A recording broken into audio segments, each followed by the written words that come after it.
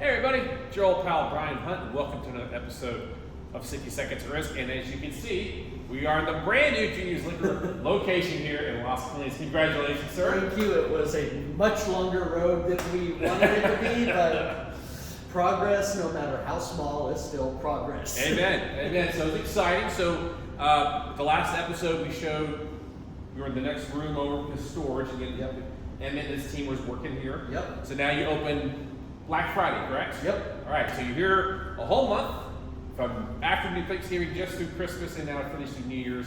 So how was the first month here? Slower than we would have liked. Okay. We are still, of course, trying to get the word out to the neighborhood despite all of the marketing efforts we did leading up to it. But the store had been closed for almost 7 months. So the fact that it had been closed for 7 months and still did roughly what Store 1 did after we bought it back in 2022. Okay. Because Store 1 was an operating store. It had customers coming in occasionally. Yeah. I'm happy that we at least matched what Store 1 did its first month in operation. And let's go back 2022. Yeah, so let's go back for a second. So we've been doing this for about a couple years now. So how did Store 1 do year over year? Store 1 actually ended the year up just about 19% over last year.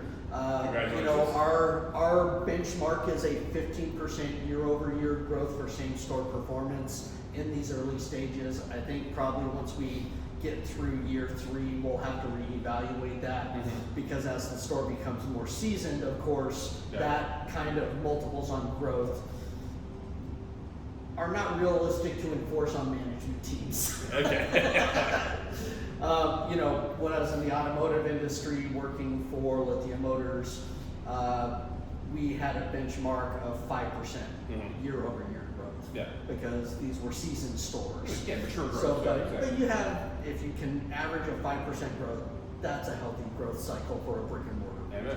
Great. So you've heard how so far has been traffic as far as the holidays. Mm-hmm. I mean, to your point, the sign's still not up here yet. We're still waiting on our sign. Yeah. It's like that was a whole process with the Las Colinas Association and them wanting to keep the neighborhood uniform. Okay. And then getting, from what I understand, the city may or may not have signed off yet. I need to go back and review those emails, but the target date for us to have a sign is mid-January. Fantastic. And so then when's the target to hopefully have a grand opening for us? I would probably say either the end of January or right before Valentine's Day. Okay, very good. Because don't want to rush it. Want to be able to promote it correctly. We're still kind of working out the kinks of operating 2 stores versus 1 store. Yeah. So you can't tell because, but like you kind of see right here, we have a complete setup refrigerator. I mean, so we got open doors, got 5, 7 doors on this. It is an 8-door reach-in cooler, Nice. and it's deep enough to where we can store backstock in there, caves in there. Very nice. So, you know, part of our go-to-market strategy is to get the wholesale business from the bars and restaurants. So this will be a way for us to keep kegs on site. So if they blow something on a Friday night, we can be a backup provider for it. Oh, so you brought it up. So part of this that's what we've learned over the years talking to you, and that in Texas, in order to sell in a county wholesale, you must be in that county. Correct. So you were in Tarrant County, but not Dallas County. Now you are in Dallas County. And so we're already getting orders from one of our neighbors, a Mexican restaurant near walking distance from the store. Very nice. Had a very productive meeting with several of the local restaurants on North O'Connor. So we're talking to one of your and I's favorite hangouts. I know where it is. Absolutely. And then there's a small restaurant over there, Monaco, Pacific Cable. So we've talked to all of the bar managers and general managers. And so one of the things that we want to do in addition to a grand opening for all of our retail customers is host an industry night where we invite in the bar managers, the general managers, as well as some of the on-premise teams from our suppliers to kind of introduce the store, let them know, hey, we're here, we do have our local distributor's permit, we have the compliance software necessary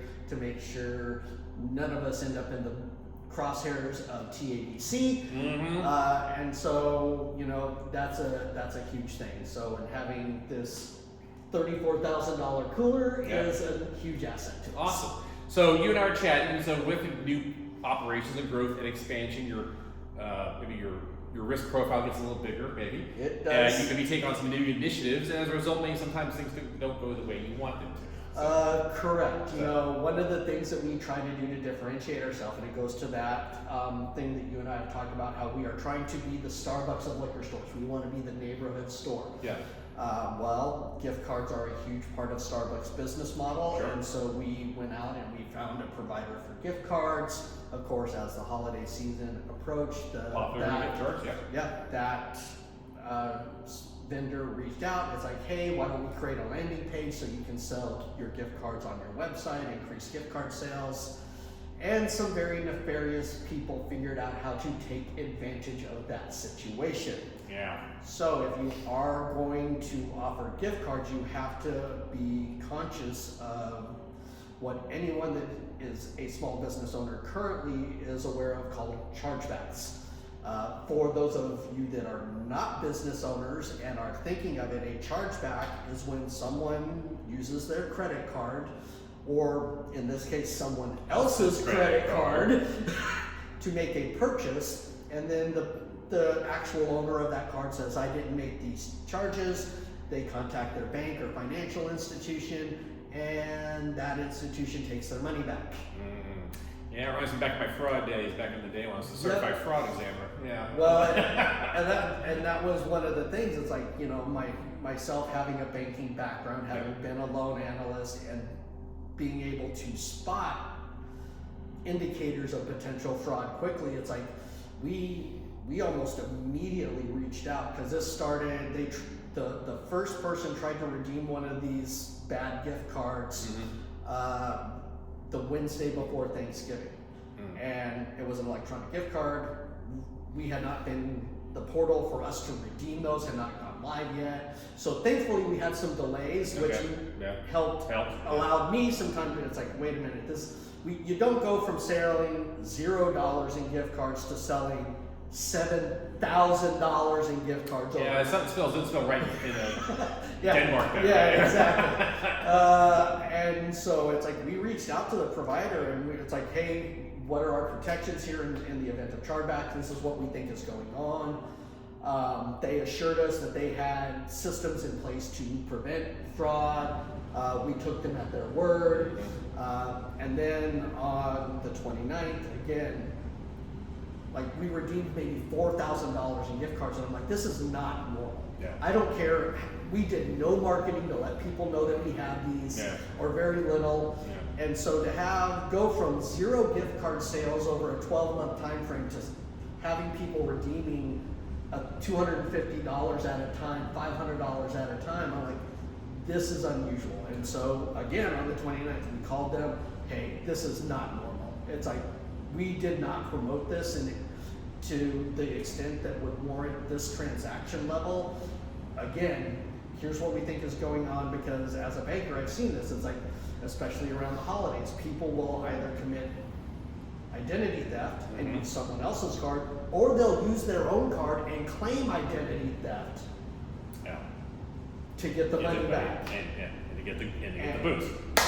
And so, the gift card provider, again, no, we have all these protections, but if you're really concerned, we can upsell you this other package that's $19 a month and more secure. And that's convenient. Yeah, okay, okay, let's do that. And in the meantime, we had told them on the 29th, it's like, we need you to stop selling electronic gift cards. Only allow the purchase of physical gift cards, so that there is that delay by shipping the gift card in the mail. And they did not do that. And now, in the event of the chargeback, we're like, no, you got the chargeback, not us. We honored all of these gift cards, so now we're out not only the merchandise, but the cash to cover the cost of the merchandise.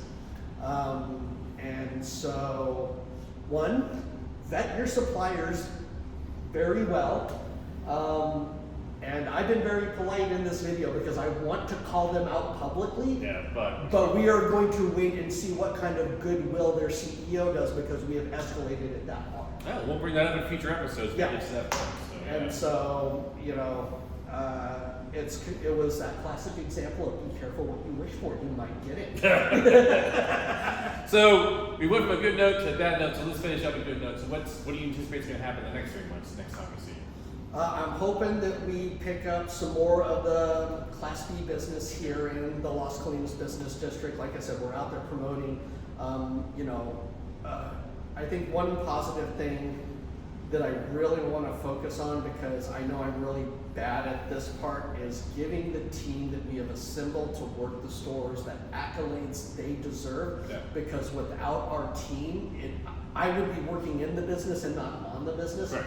Which for a very long time I was in the weeds until we found our groove and we got a really good team in place. We've got, I think I've basically got 3 full-time employees and 1 part-time employee at this point, so we are creating jobs, so I'm very proud of that. That's awesome.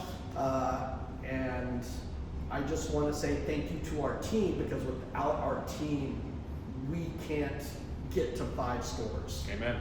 Amen. Looking forward to it. All right. As always, sir, thank you for sharing. No, it's always my pleasure. Oh, no, it's great. It's exciting to see the growth and do all the stories. So we'll be back next time, and we'll talk about the grand opening and what's going to be happening next in the future. So, like all things, guys, hope you found this beneficial. If there's a topic or interviews you'd like to see on my show, please post a note on LinkedIn. You can subscribe to this video and all our videos we've done on YouTube. You can also find links to these videos on the website formerly known as Twitter, Facebook, Substack, and now Blue Sky. Until then, guys. Junosliquor.com. Junosliquor.com. Junosliquor.com. Until next time, guys. Bye. Have a blessed day.